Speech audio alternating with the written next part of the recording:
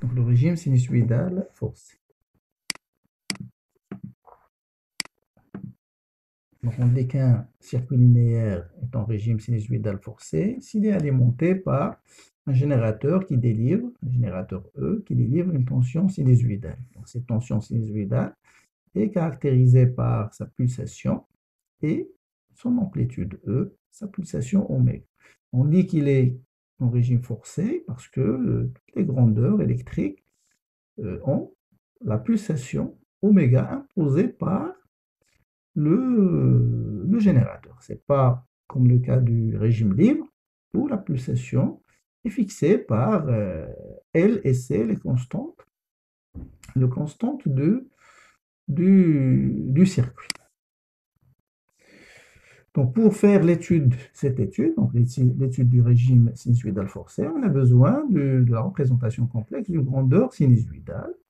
On va prévoir pourquoi. Donc, soit une tension sinusoïdale, xt égale x cosinus oméga t, on lui associe une grandeur complexe x bar égale x égale x exponentielle j oméga t, qu'on peut écrire sous la forme de x bar, grand X bar, exponentielle j oméga t. Ce x bar, c'est quoi? C'est ce qu'on appelle l'amplitude complexe. Il est indépendant du temps. Et puis le terme du temps se trouve ici, exponentielle j oméga t. Donc on peut avec x, ce x bar, c'est l'amplitude complexe égale x, qui est l'amplitude réelle, exponentielle j phi. Phi c'est quoi? Phi c'est la phase à l'origine, cette phase-là, la phase à l'origine. Donc, c'est la phase à l'origine ou ce qu'on appelle l'argument de x. Parce que x est là, l'argument, c'est phi. Et là, l'amplitude, c'est grand X, x réel. Donc après, on va voir que ce x est fonction de oméga. Il est indépendant du temps. Que représente cette solution, c'est-à-dire ce x, que représente xt égale x cosinus oméga t, il représente la partie réelle de x bar. C'est la partie réelle de x tiré. Donc après, on aura besoin de la dérivée de l'intégrale, surtout dans les équations différentielles. Pour résoudre l'équation différentielle au régime sinusoïdal forcé, on a besoin d'utiliser la représentation complexe. Ça simplifie l'étude. Donc du coup, la dérivée de x, x bar qui est égal à x qui est indépendant du temps exponentielle j oméga t, lorsqu'on dérive par rapport à t, c'est j oméga fois x. J oméga fois x. Et lorsqu'on intègre, on divise par j oméga. Lorsqu'on dérive, si on dérive n fois, on va multiplier j oméga puissance n. Puis, on représente dans le plan complexe une grandeur complexe, par exemple l'amplitude complexe du signal. Du signal, ça peut être U, ça peut être I, ça peut être la charge.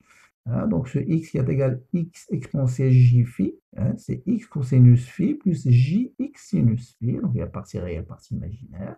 Donc dans le plan complexe, partie réelle, l'axe des réels, c'est l'axe des abscisses, l'axe des ordonnées, c'est l'axe imaginaire. Donc, on associe à la grandeur complexe x un vecteur OP, qui fait un angle phi, parce qu'on va représenter ce vecteur à t égale à 0. On peut le représenter à l'instant t, donc au lieu d'écrire ici phi, on va écrire oméga t plus phi. Alors, puisque toutes les grandeurs ont la même pulsation, donc vaut mieux de travailler à t égale à 0. Donc, ce OP, sa taille, donc si on utilise une échelle, c'est égal proportionnel à x. C'est-à-dire on prend une échelle et on représente OP. Donc la norme de OP, c'est proportionnel à x, ou c'est juste la représentation de x. Et puis, phi, c'est l'angle que fait le vecteur avec la partie réelle. Après, voilà, donc pour un rappel des nombres complexes, parce que Z, c'est un nombre complexe. Hein, donc elle a une partie réelle, une partie imaginaire, on va voir ça après. Donc on aura besoin de déterminer ces propriétés qui sont la norme, hein, le module, racine x carré plus y carré, et l'argument. Donc l'argument de x, hein, l'argument de z, c'est égal, ben, c'est phi, hein, c'est la phase à l'origine, ou pour z, c'est juste l'argument. Pour la tension, par exemple, c'est la phase à l'origine.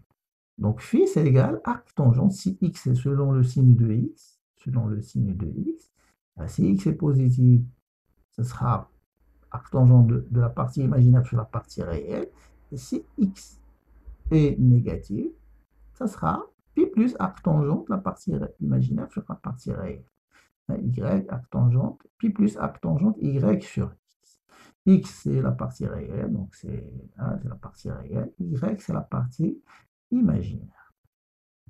Puis des opérations concernant les nombres complexes, par exemple le produit de deux nombres complexes, le module c'est le produit des modules, l'argument c'est la somme des arguments, si on a le rapport, par exemple Z1 sur Z2, le module c'est le rapport des modules, l'argument c'est la différence, c'est argument Z1 ou argument Z2. Et puis, on va définir une grandeur très importante en régime sinusoïdal forcé, ce qu'on appelle l'impédance, qui caractérise le circuit, pas le circuit, mais n'importe quel dipôle. Ça peut être une association de deux dipôles. Donc n'importe quel dipôle, surtout linéaire, puisque on avait dit qu'un dipôle linéaire, donc comment on le définit, c'est que U et I, ils ont une relation, la relation c'est une équation différentielle à coefficient constant. Par exemple, le condensateur, I égale CDU sur dt. Pour la bobine, U égale LDI sur dt. Pour la résistance, c'est U égale RI. Donc, on peut dire équation différentielle à coefficient constant. Donc, on a vu que pour la dérivée d'un nombre complet, d'une grandeur sinusoïdale, donc une représentation complexe d'une grandeur sinusoïdale, c'est juste, on multiplie, une première dérivée c'est j oméga fois x, par exemple x bar, sa dérivée c'est j oméga fois x, l'intégrale c'est 1 sur j oméga fois x. Donc du coup, il y a proportionnalité entre u et i. Donc on peut définir dans ce cas ce qu'on appelle donc ce nombre complexe, hein, ça peut être un nombre complexe, ça peut être réel, selon la nature du dipôle, qu'on va appeler l'impédance. Hein, donc U, on n'est défini qu'en régime sinusoïdal forcé. On ne peut pas le définir dans le cas général. Maintenant, on peut dire par exemple pour I, hein, I, donc soit I égale IM cosinus oméga t plus phi I, donc sa représentation complexe c'est IM expansé J oméga t, avec IM c'est l'amplitude complexe, et pour UTU, hein, c'est UM cosinus oméga t plus phi U, on va prendre phi I, la phase pour I, la phase à l'origine pour I, et phi U, la phase à l'origine pour U. On peut de même écrire U bar, c'est égal UM, c'est l'amplitude complexe exponentielle J oméga t. Donc, il y a relation de proportionnalité entre U bar ou U bar et Z bar et I bar. Donc, U égale ZI. Parce que la relation, on a dit que c'est une équation différentielle à coefficient constant. Donc, on peut écrire U égale ZI. Ça, c'est dans le cas général. Mais après, donc, on peut exprimer Z en fonction, puisque U, si on peut revenir ici, donc U c'est ZI, et U c'est UM expansé J oméga T, et U c'est UM expansé J oméga T, et I c'est IM expansé J oméga T, donc on peut donc simplifier par expansé J oméga T, ce qui nous donne Z, hein, Z bar, c'est UM sur IM, UM complexe, sur IM complexe. On peut utiliser aussi ce qu'on appelle la valeur efficace. Hein. La valeur efficace, c'est xm sur racine de 2. Ben, la valeur efficace, comment on la détermine? On peut dire que la valeur efficace au carré, c'est la valeur moyenne de x carré. Hein. X E au carré, c'est égal à la valeur moyenne de x carré. Donc Z, c'est égal UM bar sur IM bar. Donc on peut définir après son module et l'argument. Hein. Donc Z, c'est UM sur IM ou UE sur UE. Donc c'est l'amplitude réelle de U sur l'amplitude réelle de I, exprimée en ohm. Donc elle a la dimension d'une résistance.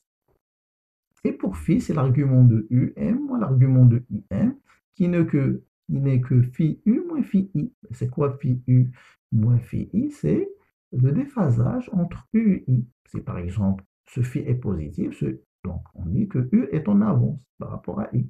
Si phi est négatif, on dit que U est en retard par rapport à I. Si c'est égal à 0, on dit que ils sont en phase. Donc, puis on peut définir Y. Donc, on aura besoin de ce Y après, qu'on appelle l'admittance. L'admittance, c'est 1 sur Z, comme par exemple la résistance, on a G1 sur R, la même chose.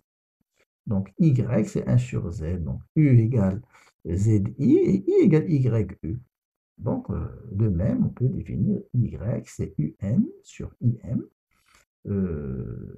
Donc, on peut l'écrire IM sur UM, exponentielle moins J. Donc, on peut récapituler ça. Donc, UM, c'est ZIM et IM, c'est YU. Et puis, on peut voir des exemples. Par exemple, ça, c'est le résistor, donc R, le résistor. En appliquant la loi d'Ohm, U égale RI, U égale RI en complexe, que ce soit en complexe ou dans le cas réel, en utilisant les grandeurs réelles. Donc, U égale RI. Donc, UM, en simplifiant par exponentielle J oméga T, ça nous laisse UM égale RIM. Donc, Z, qui est le rapport de UM sur IM, égale R. Donc, c'est l'impédance d'une résistance ou d'un résistor est purement réelle. Hein. Donc, la phase de Z, donc l'argument de Z égale à 0, c'est-à-dire que ils sont en phase, on peut le voir ici, ils sont en phase. U, en bleu c'est I, en rouge c'est U, donc ils sont en phase, il n'y a pas de déphasage entre les deux signaux. Puis on peut représenter, on peut prendre la représentation de Fresnel de Z, donc c'est réel, donc il fait un angle 0 avec l'axe des réels. Donc la taille c'est R, la norme c'est R, et il fait un angle 0. Donc il est confondu avec l'axe des réels. De même, pour la bobine, on sait que U égale LD pour une bobine idéale, U égale LDI sur DT, mais là, on ne peut pas écrire, par exemple, U réel égale, par exemple, donc la U réel, c'est LDI sur DT. Mais si je dérive DI sur DT, donc c'est un nombre complexe, la variable est T, donc on dérive par rapport à T, c'est J oméga fois I, ce qui donne UM égale JL oméga fois I. Cette on va dire, relation, on ne peut pas l'écrire pour les grandeurs réelles. Par exemple, UT, IT, on ne peut pas écrire UT égale ZIT. Parce que la relation, c'est U égale LDI sur DT. Mais en utilisant les nombres complexes, on peut écrire que U égale ZI. C'est ça, on va dire, la particularité du régime sinusoïdal forcé, c'est qu'on peut utiliser les nombres complexes et U devient proportionnel à I. Donc UM égale JL oméga IM, donc on peut déduire l'impédance de la bobine. Donc l'impédance c'est JL oméga. Sa norme c'est L oméga. Son argument c'est pi sur 2 parce que c'est un réel pur avec une partie imaginaire. C'est une grandeur imaginaire pure avec L oméga est positive. Donc l'argument, donc c'est pi sur 2. Donc on peut voir ici que puisque phi est positif, donc il est p sur 2 lorsqu'il y a le déphasage égal à pi sur 2, on dit qu'ils sont en quadrature de phase. Si la phase égale à pi, le déphasage égal à pi, on dit qu'ils sont en opposition de phase. Ici, ils sont en quadrature de phase, mais phi L est positif, c'est-à-dire que U est en avance par rapport à I. On peut voir ici, U, on peut voir, par exemple, lorsqu'il rencontre l'axe des temps, donc U rencontre le temps avant I. hein. Ou par exemple, si on prend les maxima de U atteint le maximum avant I. Donc on dit qu'il y a un retard d'établissement du courant pour la bobine. De même, pour la représentation de Fresnel, on peut voir ici que donc toujours ZL, c'est on va dire c'est la norme, et puis elle fait un angle pi sur 2 avec l'axe derrière. De même pour le condensateur, on sait que I égale CdU sur dt, donc on peut pas, donc là, par exemple, on ne peut pas écrire que U est proportionnel à I, hein, c'est-à-dire les grandeurs réelles. Mais si on utilise les grandeurs complexes, on peut dire qu'ils sont proportionnels, hein. Là, donc j'ai oublié ici un tiret, ça sera UM, hein, de souligner IM, donc UM égale 1 sur JC oméga fois IM.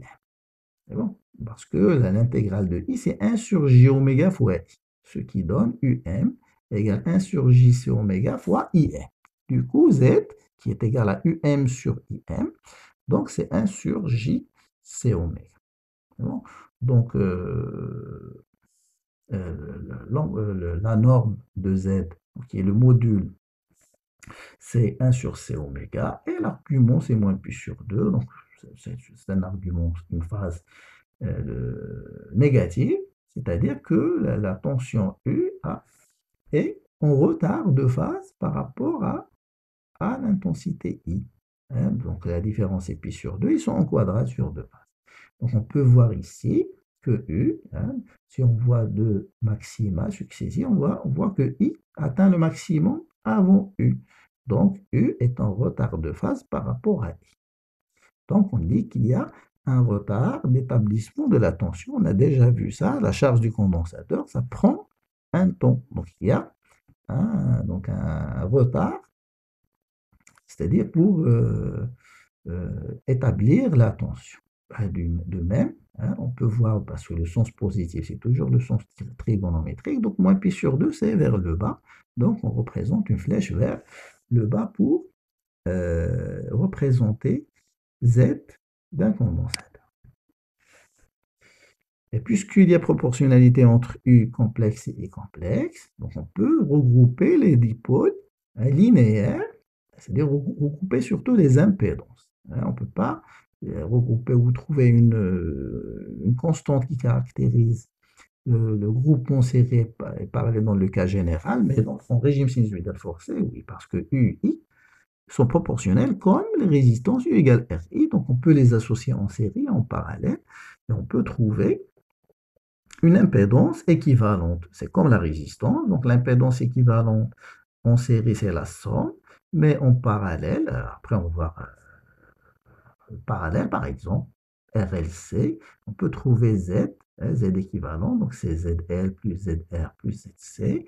ZR c'est égal à R, ZL c'est J à l'oméga, et ZC c'est 1 sur J, c'est oméga, donc on fait la somme parce que 1 sur J c'est moins J. Donc, ça donne R plus JL oméga moins 1 sur C oméga. Il a une partie réelle et une partie imaginaire. La partie réelle, c'est la résistance. La partie imaginaire, on l'appelle réactance. Après, on va la définir après. Donc, on l'appelle la réactance. Donc, le groupement... donc, en parallèle, donc un groupement parallèle, par exemple ici, le groupement parallèle des impédances, on peut voir la même chose, on peut appliquer la loi des nœuds parce que les lois de Kirchhoff sont applicables en régime sinusoïdal forcé ou en utilisant les grandeurs complexes.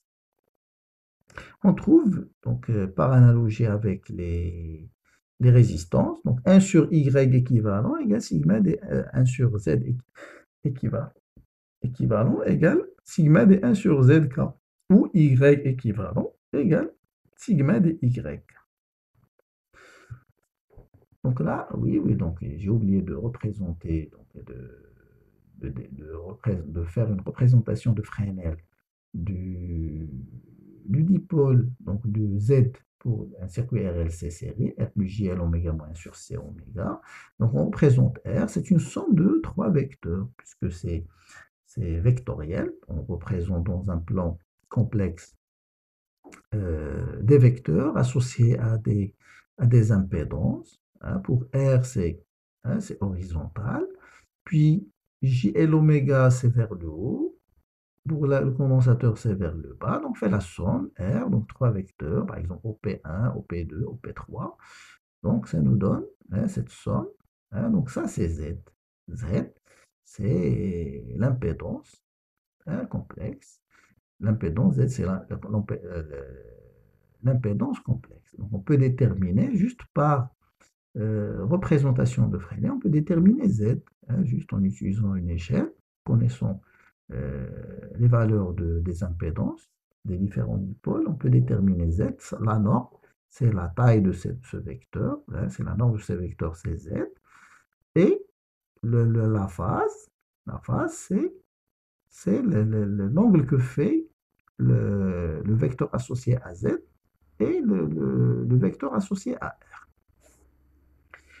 R. Donc on peut voir ici que Z carré égale R carré plus L oméga moins 1 sur C oméga au carré. Et phi, donc c'est arctangente, donc ça c'est cette partie-là, c'est L oméga moins 1 sur C oméga, donc phi c'est arctangente, L oméga moins 1 sur C oméga divisé par. Après, donc par analogie avec les circuits linéaires en régime continu, en utilisant que des générateurs et des résistances, puisque U et I sont proportionnels, donc la notation complexe nous permet d'utiliser les montages de base qu'on a déjà vus, donc les diviseurs de tension, les diviseurs de courant, les modélisations des générateurs Thevenin-Norton, euh, quoi d'autre, le, le théorème de Millman, loi de Pouillet, donc tous ces résultats qu'on a déjà établis, on les retrouve en régime sinusoïdal forcé et surtout utilisant les impédances. Mais on ne peut pas utiliser ça, on va dire ces résultats en utilisant les grandeurs réelles. Par exemple, UT égale UM cosinus oméga T plus phi. On ne peut pas utiliser ça parce qu'il n'y a pas de proportionnalité entre U et I. Donc, on peut écrire U2 égale Z2 sur Z1 plus Z2 complexe fois U. Et pour I, ça c'est le courant entrant qui se divise en I1, I2. Donc I1, c'est 1 sur Z1 divisé par 1 sur Z1 plus Z1, 1 sur Z2 fois I, ou c'est Y1 sur Y1 plus Y2 fois I. Donc, dans le cas de diviseur de courant, c'est plus utile d'utiliser les admittances. Et dans le cas d'un diviseur de tension, on utilise les impédances. C'est par commodité de calcul. Pour la modélisation des générateurs Thevenin-Norton, c'est la même chose. Dans la plupart des cas, au lieu de Z, on aura R, mais si on a Z, ça peut être Z, dans ce cas, donc on peut même lire dans les GBF, on parle de Z, donc l'impédance d'entrée pour l'oscilloscope, par exemple, l'impédance d'entrée. Pour le GBF, c'est l'impédance de sortie. Donc, on peut modéliser un générateur par un générateur de Thevenin. Donc, V, V c'est la tension entre ces bornes, c'est égal E moins ZI. C'est le modèle de Thevenin qu'on lui associe. Donc, c'est équivalent à un modèle de Norton tel que I égale E sur Z moins V sur Z. Avec ce J-là, donc la relation pour faire la transformation, pour trouver ce courant-là J, c'est E sur Z. Pour transformer Norton en Thevenin, il faut juste multiplier Z fois J. Pour transformer Thevenin en Norton, on divise E par Z. Et on retrouve les mêmes résultats. Pour le théorème de Millman, par exemple, Vn, si on veut déterminer Vn, on va utiliser la même méthode qu'on a déjà vue. Par exemple, ici, si on considère ces A1, A2, A3 une masse, ça sera Vn égale E sur Z1 plus I0, parce qu'ils sont dirigés vers N. Là, c'est Vm sur Z2, c'est égal à 0, et Vm sur Z3 égale 0, divisé par 1 sur Z1 plus 1 sur Z2 plus 1 sur Z3, ou pour mieux d'utiliser les Y. Donc, ça sera E fois Y1 plus I0 divisé par Y1 plus Y2 plus Y3. Dans le cas général, c'est le même résultat. En utilisant, par exemple, ici, on peut voir le théorème de Millman, au lieu d'utiliser les résistances, on utilise les impédances ou les admittances. C'est la même chose, même principe. Il faut toujours choisir le point le plus bas du circuit comme masse. Avec l'étude du circuit RLC série, donc alimenté par un générateur, hein, qui délivre une tension sinusoïdale, donc on va essayer de trouver l'équation différentielle. Pour déterminer l'équation différentielle, vérifier par exemple par UC, hein, la tension aux bornes de condensateur, on applique la loi de May, hein, de manière normale. Donc on choisit un sens, hein, par exemple ce sens-là, le sens de E. Donc on a UR qui égale moins RI, hein, donc c'est le sens de moins RI, E moins RI, moins LDI sur DT, moins UC égale à 0. Donc on trouve l'équation ici.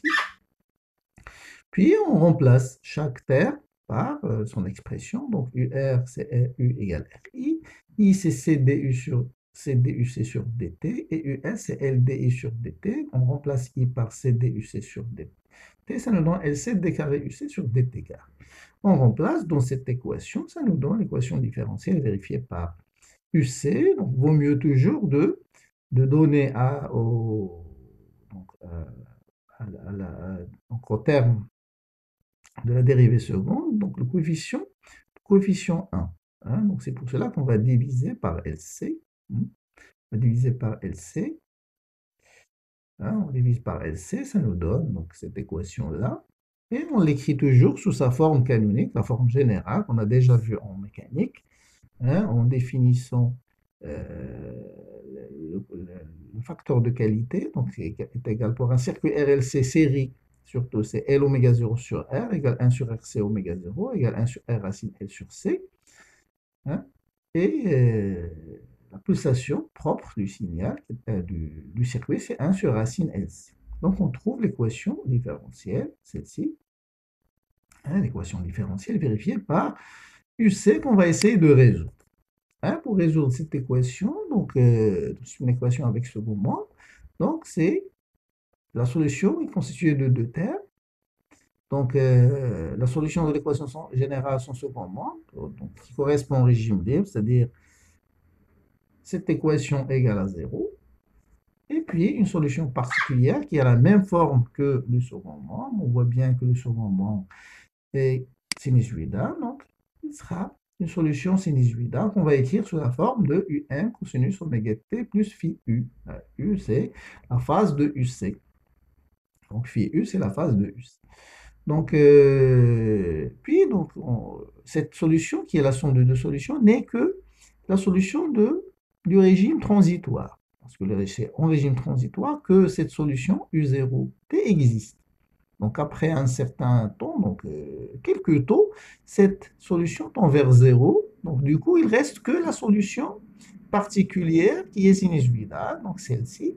Donc, c'est ce qu'on appelle le régime permanent. Donc, en régime, c'est-à-dire lorsqu'on étudie les circuits en régime sinusoïdal forcé, on ne s'intéresse pas au régime transitoire, on ne s'intéresse qu'au régime permanent, hein, parce que c'est juste le temps d'appuyer sur le bouton qu'on a le régime permanent. Donc, on ne va pas s'intéresser à cette solution U0, donc toute cette solution qui est la solution du régime transitoire. On va s'intéresser qu'à la solution du régime sinusoïdal forcé, hein, donc c'est une solution sinusoïdale qui représente le régime permanent. Et on peut voir là donc la courbe ou la représentation de UC. Donc en régime transitoire, c'est celle-ci, c'est la somme de deux solutions, des quelques taux. Et puis ici, donc on a le régime permanent, hein, le régime permanent, hein, donc, qui est sinusoïdal, exprimé sous forme de UM égale UCT égale UM cosinus oméga t plus phi U. Hein, donc, en régime permanent, on peut écrire les solutions. Par exemple, si on prend l'équation de la charge, donc, ça sera QM cosinus oméga t plus phi U, puisque UQ, UC sont proportionnels, donc c'est la même phase. UC, c'est UM cosinus oméga t plus phi U. Et pour le courant, l'intensité IT, c'est IM cosinus oméga t plus sa phase phi I. Donc, dorénavant, on va s'intéresser qu'à cette solution. Donc, solution du régime permanent. Donc, on va étudier maintenant le comportement de l'impédance du circuit RLC. On a déjà déterminé, c'est R plus J et l'oméga moins 1 sur C oméga. Hein, qu'on peut écrire sous la forme, donc en introduisant le facteur de qualité et la pulsation propre. Hein, donc on trouve R en factorisant par R. On va trouver R facteur de 1 plus JQ oméga sur oméga 0, moins oméga 0 sur oméga. C'est juste un calcul à faire. Ou juste là, par exemple, ici, donc on peut remplacer L par Q R sur oméga 0. Et là aussi, on va remplacer 1 sur C. Donc en utilisant cette relation-là, 1 sur C par Q fois R oméga 0. Et on retrouve cette expression-là. Puis, donc, vaut mieux en régime sinusoïdal forcé ou juste, ou, par exemple, lorsqu'on on étudiera les filtres, on utilise la pulsation réduite, c'est-à-dire son dimension, qu'on définit sous la forme x égale oméga sur oméga. Ça sera une fonction de x. Hein, c'est comme si on étudiait des fonctions de la variable x. Donc, z complexe, c'est r facteur de 1 moins 1 plus jq x moins 1 sur x. Cette forme, on va la retrouver souvent. Gqx moins 1 sur x. Et son module, c'est R racine de 1 plus Q carré x moins 1 sur x, tout au carré. Et après, on peut tracer un Z en fonction de x. On étudie x. X tend vers 0, donc ce terme-là tend vers l'infini. Donc ça tend vers l'infini. Et quand x tend vers l'infini, ce terme-là tend vers l'infini. Donc ça tend vers l'infini. Et il est minimal quand x égale à 1, et dans ce cas, z égale à r, c'est-à-dire quand x égale à 1, quand oméga égale à oméga 0, z égale à r, c'est-à-dire que le circuit, il est remplacé juste par une résistance, on dit que le circuit est résistif.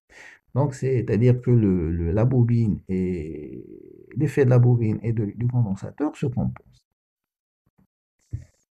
Alors, on va après voir quelle particularité de cette pulsation lorsque la pulsation du générateur, hein, la pulsation du générateur, c'est-à-dire là x égale à 1, quand la pulsation du générateur égale, est égale à la pulsation propre. Hein, donc la réponse du circuit est particulière. Ben, on peut voir dès maintenant que la Z, hein, que Z est minimale. Hein, donc, il y a, donc, Z est égal à donc le déphasage phi entre E et I, entre E c'est la phase du générateur et I le courant qui traverse le circuit, hein, phi égale phi E moins phi I, hein, donc phi c'est argument de Z qui est égal à l'argument de E moins l'argument de I, égale arc tangente Qx moins 1 sur X. Si on revient à l'expression, hein, celle-ci, donc l'argument de ça,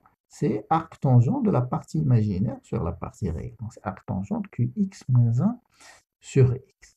Donc, on peut étudier les limites. Quand x tend vers 0, hein, donc moins 1 sur x tend vers moins l'infini, donc phi tend vers moins pi sur 2.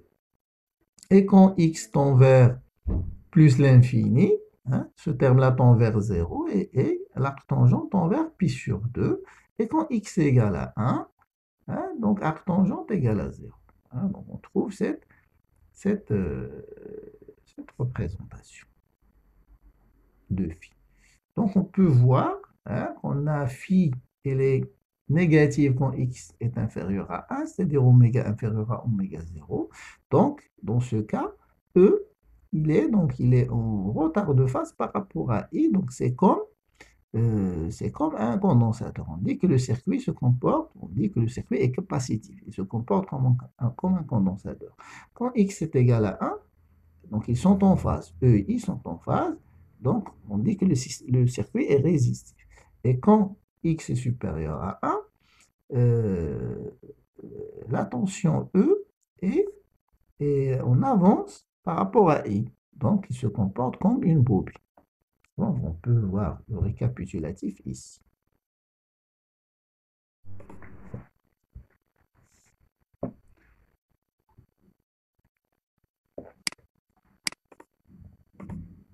Donc, après, on va étudier la résonance en intensité, c'est-à-dire la réponse du circuit en intensité I. Donc, comment elle varie, surtout l'amplitude et la phase de I.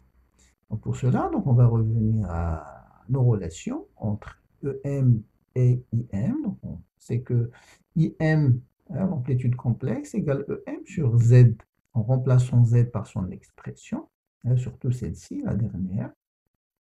On trouve que IM égale EM sur R à 1 plus JQX moins 1 sur I. Ça, c'est l'amplitude complexe. Puis, puis on détermine son module, hein. Donc, le module de EM, c'est EM parce que l'exponentielle JFI, son module, c'est égal à 1, l'exponentielle JFI. Hein, R, donc ça, c'est un nombre complexe, donc c'est la racine carrée de la partie réelle au carré plus la partie imaginaire au carré. C'est ce qu'on trouve ici, donc EM sur R, racine de 1 plus Q carré, x moins 1 sur x carré. Donc on va étudier les limites toujours. 0, l'infini est 1. Donc ça nous donne pour 0, 1 sur x, donc 1 sur x tend vers l'infini, donc tout ce terme tend vers 0. Et quand x tend vers l'infini, donc x tend vers l'infini, 1 sur l'infini, c'est égal à 0. Donc pour 0 et l'infini, c'est 0. Il reste le cas où x égale à 1, on va trouver donc une valeur maximale, EM sur R. Hein, donc EM sur R. Donc la réponse du circuit est maximale. On dit qu'il y a résonance. Hein. Et quand x est égal à 1, c'est-à-dire oméga est égal à oméga 0, donc il y a résonance en intensité. Donc la valeur, c'est-à-dire l'amplitude de l'intensité, IM, est maximale. Elle est égale à E sur R. On a déjà vu que Z est égal à R, quand X est égal à 1. Donc à la résonance, Z est égal à R, et E et I, IM égale E sur R, c'est normal. Après, on peut voir la courbe, hein, de IM en fonction de X. Quand X tend vers 0, IM tend vers 0. Quand X tend vers plus l'infini, IM tend vers plus l'infini. Elle atteint son maximum. On voit bien l'allure de la courbe. Hein. Donc, elle atteint un maximum quand X est égal à 1 ou oméga est égal à oméga 0. Hein, donc, on peut, par exemple, ici étudier la bande passante. Hein, on voit bien comment définir la bande passante. C'est la bande de pulsation ou de fréquence pour laquelle la réponse est, on va dire, est importante. Donc, elle est prise par convention égale IM sur racine de 2, c'est-à-dire supérieure à IM sur racine de 2. En décibels, c'est I max moins 3 décibels. Hein, donc c'est par rapport à, on va dire, à la détection du signal, on va dire comme ça. Donc la réponse est importante quand le I, hein, est, la réponse est supérieure à I max, la valeur maximale divisée par racine de 2. Donc cette bande de fréquence est appelée la bande passante. Hein. Les bornes de c'est-à-dire les bornes de cette intégrale, hein, on les appelle les fréquences de coupure. On va voir ça après lorsqu'on va étudier les filtres. Donc, on va essayer de faire les calculs, chercher les x, hein, les limites, x1 et x2, pour laquelle IM supérieur à Imax. Donc, on trouve, en remplaçant IM par son expression, on trouve cette inégalité ou cette inéquation. On va résoudre, on va chercher les limites en remplaçant inférieur ou égal par égal, hein, carré x moins 1 sur x moins 1 égale à 0. Donc, ce sera une équation du deuxième degré. Il faut faire attention ici, lorsqu'on va éliminer le carré, on aura plus ou moins 1. Donc, on aura une équation avec plus ou moins 1 ici. Hein, on utilise delta. On trouve donc les solutions, donc avec delta positive. Donc, on va trouver 4 solutions normalement. Donc, avec plus ou moins ici, plus ou moins là, on ne prend que les solutions positives. Hein. Donc, on a 2 positives et 2 négatives. On prend les 2 positives. Donc, ça sera plus ou moins ici. Hein, parce que ce terme-là, il se répète. Donc, avec plus 1, on trouve. Donc, ce terme, si on prend. Donc, pour ce terme-là, il est toujours supérieur à celui-là. Donc, on prend plus, ici, plus ou moins, au lieu de d'ici. Si on prend plus ou moins ici, donc on aura un terme, une fréquence négative. Ça, c'est pas logique. Donc, on aura deux solutions, x1, x2, c'est-à-dire qu'on leur associe le oméga 1, oméga 2 ou f1, f2, les fréquences. Donc, ce sera les fréquences x1, ce sera oméga 1, c'est ça, c'est oméga 0 fois ce terme, et oméga 2, c'est oméga 0 fois ce terme. Hein. Donc, après, on peut calculer ce qu'on appelle la largeur de la bande passante, c'est oméga 2 moins oméga 1. Ce sera oméga 0 sur le facteur, en faisant les calculs, on trouve oméga 0 sur le facteur de qualité. Donc, plus le facteur de qualité est grand, hein, c'est-à-dire la résistance est faible, on a une bande passante qui est très étroite. Hein. On dit que, on va dire, du point de vue filtrage, on dit que le filtre est très sélectif. Donc, on peut retrouver une définition du facteur de qualité à partir de cette relation-là. C'est oméga 0 sur delta oméga. Après, donc, on peut étudier le déphasage, hein, que fait Z, donc de déphasage de I par rapport à E, c'est-à-dire de l'intensité qui traverse le circuit par rapport à la phase du générateur. Ben, on va choisir la phase du générateur pour simplifier est égal à 0. Hein, pour simplifier. Donc, phi I, puisque I c'est E sur Z, donc ce sera l'argument de E moins l'argument de Z. Hein, ce sera phi E moins phi I. On va choisir phi E égale à 0 pour simplifier. On aura moins arc tangent, c'est moins l'argument de Z. Donc, ce sera comme ça. Hein, donc, on voit bien que QI il est en avance de phase pour x inférieur à 1, c'est-à-dire pour oméga inférieur à oméga 0. Et ici, donc pour x supérieur à 1, on voit que I est en retard de phase par rapport à E. Et à la résonance, quand x est égal à 1, on aura donc I et E sont en phase parce que le circuit est résistif. Et puis, comme dernière partie, on va étudier la puissance en régime sinusoïdal forcé. Hein, on définit au début la puissance instantanée à n'importe quel instant. Donc on écrit c'est U fois T. Hein, donc la puissance instantanée, c'est U fois I. Hein. Donc la puissance moyenne dite active, c'est ce qui nous intéresse le plus, c'est la puissance consommée par un dipôle. La puissance consommée, on l'appelle la puissance active, c'est la valeur moyenne de la puissance instantanée. Hein, donc en remplaçant par les termes, on va dire, temporels, hein, temporels, réels, donc on trouve, en utilisant les relations trigonométriques, on trouve que on trouve que la puissance moyenne, hein, puisque si on prend la plus, c'est-à-dire ce terme-là plus ce terme-là, ça sera 2 oméga t plus phi u plus phi i. Donc la valeur moyenne de cosinus est égale à 0. Et si on prend la différence, hein, a moins b, on aura phi u moins phi i, qui n'est que phi. Phi, c'est phi u moins phi i. Donc, on va trouver donc la valeur moyenne de la puissance, c'est UE fois IE cosinus phi. Phi, c'est quoi? C'est le déphasage entre U et I. Bon, donc, phi, c'est phi U moins phi I. Hein, donc ça, c'est la puissance moyenne. Donc, du coup, on peut définir on va dire les valeurs efficaces. C'est UM sur racine de 2, IM sur racine de 2. Cos phi, on l'appelle le facteur de puissance. On va voir donc comment le déterminer à partir de la représentation de Fresnel. Si on considère l'impédance avec qui a une partie réelle, une partie imaginaire, donc la partie réelle, on l'appelle la résistance, la partie imaginaire, on l'appelle la réactance. Les deux sont exprimés en nous. Et après, on peut définir le rôle de chaque terme, hein, du point de vue énergétique. De la même chose pour l'admittance. Donc, on peut l'écrire G plus JB. Donc, ce sont des termes exprimés en fonction de oméga. Ils sont indépendants du temps.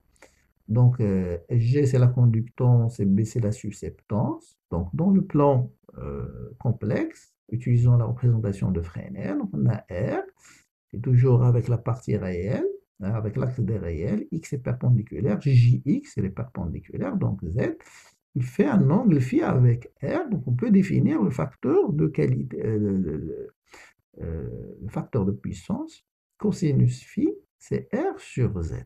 On va utiliser dans l'expression de la puissance moyenne ou la puissance active, UI cos phi, avec UI sont les valeurs efficaces.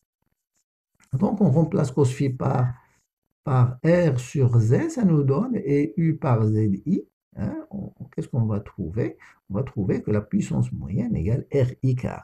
C'est pour ça qu'on appelle ce I, hein, la valeur efficace. C'est la puissance consommée est égale R. Hein, R, c'est juste la partie réelle. On peut dire que c'est la partie réelle qui consomme de l'énergie. La partie imaginaire, comme par exemple un condensateur, donc, il a une impédance purement réelle, purement imaginaire. Donc, son rôle, c'est quoi? C'est emmagasiner de l'énergie. Donc, il ne consomme pas de l'énergie, surtout pour un condensateur idéal. La même chose pour la bobine. Pour une bobine idéale, il ne consomme pas de l'énergie, elle emmagasine. Donc, le terme, on va dire pour Z, la partie réelle consomme et la partie imaginaire emmagasine de l'énergie. Donc, RI carré, donc c'est l'équivalent à la puissance consommée en régime continu par une résistance, c'est RI carré. C'est pour ça qu'en régime sinusoïdal forcé, on appelle ce I-là, qui est égal à IM sur racine de 2, la valeur efficace. C'est, on va dire, l'équivalent de l'énergie consommée en régime continu. Donc, on peut prendre quelques exemples. Hein. Selon le cosinus phi, si cosinus phi est égal à 1, c'est là, c'est une résistance pure, donc toute l'énergie est consommée, ou la puissance. Pour un condensateur, il ne consomme pas de l'énergie parce que cosinus phi est égal, il est égal à 0. Et puis, euh, parfois, on a besoin d'augmenter la puissance active, par exemple pour un moteur. Par exemple, si on considère ce dipôle-là, c'est un moteur qui a une partie réelle, une partie imaginaire. On le modélise par une impédance. Comment rendre la puissance absorbée par le dipôle maximale? C'est ce qu'on appelle l'adaptation d'impédance. Donc, quelles sont les conditions que doit vérifier l'impédance du générateur? Donc, ça, c'est un générateur de Thévenin. Et le moteur, par exemple, qui est modélisé ici par une impédance, par un dipôle D, une impédance Z. Donc, on va chercher, on va exprimer la puissance moyenne consommée par le, le moteur ou le dipôle Z. Ça sera RI carré. R, donc c'est la partie réelle de Z. RI carré. Donc, comment rendre cette puissance maximale? Donc, on va utiliser la loi de Pouillet. Hein, la loi de Pouillet, donc I égale E sur Z, hein, E sur ZG plus Z, hein, on trouve l'expression de I complexe, la même chose pour la valeur efficace, I carré c'est E carré sur, hein, donc c'est le module hein, de ce nombre complexe.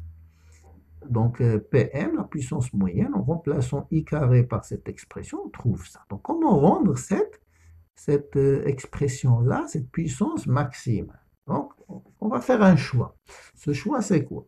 Donc, on va annuler cette partie-là. Donc, on va minimiser le dénominateur. Donc, on va annuler ça. Donc, on va choisir x égale moins xg. Bon, qu'est-ce qu'on va trouver? On va trouver, hein, donc qu'est-ce qu'on va trouver? On va trouver Pm égale, en annulant x plus xg, au carré, on va trouver R E carré sur R plus RG au carré. Donc, quel choix pour RR? Donc, quel est le choix de R? Donc, pour rendre cette puissance maximale, donc on va dériver par rapport à R. Donc, qu'est-ce qu'on trouve? On trouve que lorsqu'on dérive dP sur dm, dPm sur dr égale à 0, on trouve que R égale à RG. Donc, pour que la puissance absorbée par le moteur ou par le dipôle d'impédance Z soit maximale, il faut que X égale moins XG et R égale RG, c'est-à-dire que ZG égale Z étoile. Hein. Donc, c'est le conjugué. Hein. Donc, du point de vue impédant, le nombre complexe, c'est le conjugué de Z. Hein. Et du coup, la puissance maximale sera égale E carré sur 4RG carré. Donc, si le dipôle a une impédance qui est le conjugué de l'impédance du générateur, on dit que l'impédance absorbée sera maximale. Mais ce n'est pas le cas, c'est-à-dire dans l'industrie ou lorsqu'on a un moteur, il a une impédance fixe Et le générateur aussi, il a une impédance fixe. Donc, comment rendre cette puissance maximale? On adapte l'impédance. Donc, on rajoute des bobines et des condensateurs de telle sorte à rendre Z équivalent, hein, le Z équivalent, égale Z étoile de E. Comme ça, donc les deux condensateurs, le condensateur et la bobine ne consomment pas de l'énergie, mais ils adaptent l'impédance et on absorbe le maximum de de, de puissance à partir de générateurs. Et on a deux montages, soit L au début puis C, soit où C et N.